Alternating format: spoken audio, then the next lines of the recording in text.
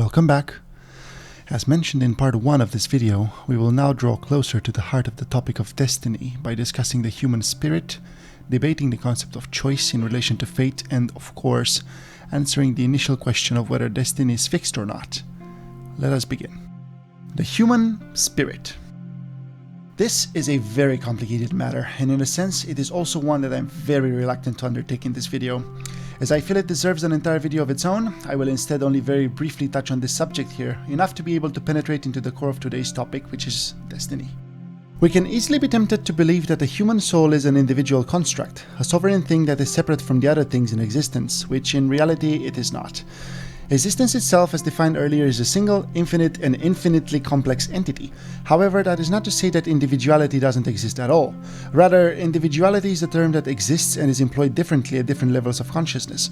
You can imagine those levels of consciousness as steps on a ladder, from the very lowest physical form of existence to the highest ethereal, as in non-physical, form of existence.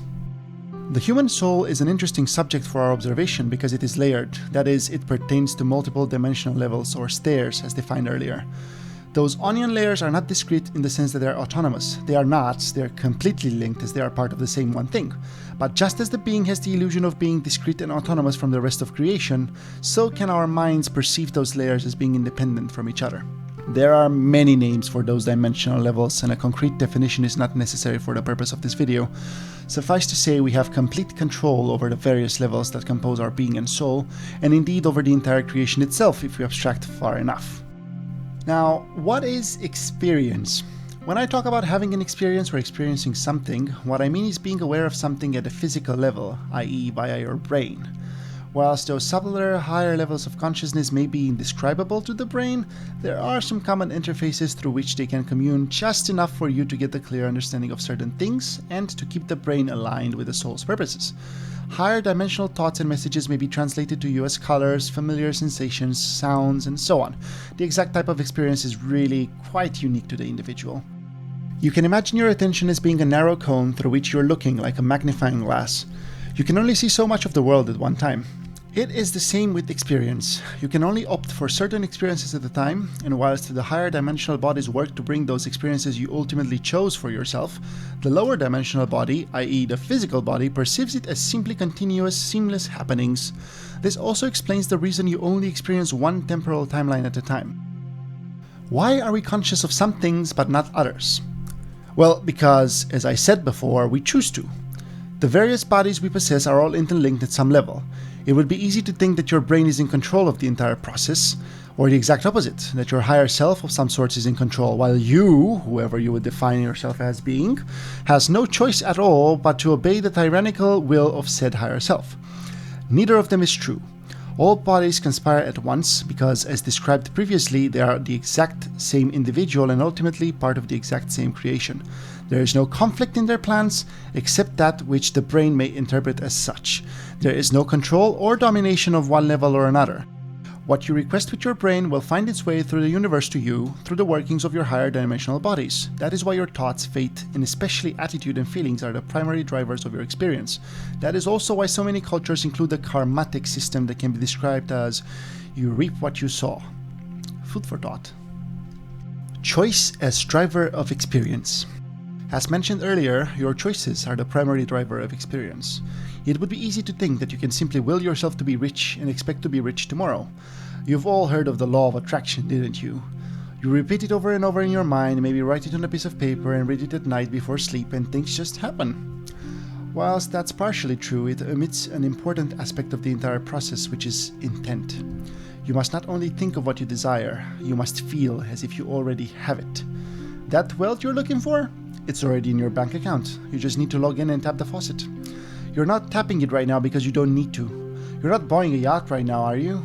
Well, not like you couldn't. You just don't fancy doing such a deal right now. That's quite a hard example to follow when you're worried about the meal you're going to be putting on your table tomorrow, or the rent that's due in 5 days, right? Well, if you discover how to believe in an idea, how to grok an idea like that absolutely thoroughly, such that there's no room in your existence for anything other than that, irrespective of what you perceive as your current circumstances, you will absolutely manifest it. I promise you. It's just that light seeps through from the higher dimensions down to the physical at a pretty slow pace. The heavier the dimension, the harder it is to creep through. Your mental body is a higher dimensional level than your physical. If you cannot keep this reality alive at that level, how do you think it is going to manifest itself at an even lower level? The honey cannot drip down to touch the ground because you've stopped it at the first floor with your disbelief. Choice is the primary driver of experience, but we make our choices through many methods. Thoughts, feelings, speech, mannerisms, interactions with other people, as well as the world around us. Be aligned towards your objective in all your choices, and you will find the results waiting just around the corner. About faith and destiny. At this point, you may well be wondering when on earth are we getting into the meat of the actual subject? And the answer is, we already are very deep within. You now have been told how choice, which is a complex matter constituted of many of our actions, propagates through multiple timelines, all of which coexist simultaneously in an infinite, singular universe, which we have defined as the creation. Is fate now starting to look like a fairly clear picture to you? Fate is fixed, because the universe is a fixed frame picture, but there are an infinite number of paths to get there. Our choices determine which path we walk down, hence the mutability of destiny. For the purposes of this video, we'll describe fate as being the ultimate direction in which the entirety of creation moves. It is indistinguishable from the creation itself. Fate's not an exterior power unfamiliar to creation because there is no such thing.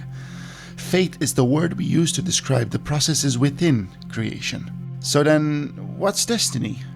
Destiny is a single strand in the infinite fabric of creation. It could be your strand, with all its twists, turns, and infinite parallel dimensions. You would call that your destiny.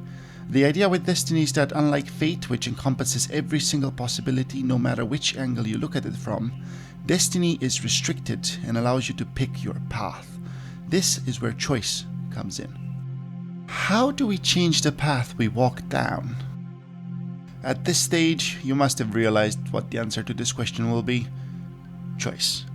Your fate is fixed, yes, because it includes all the possible options which you have already completed that are experienced sequentially regardless.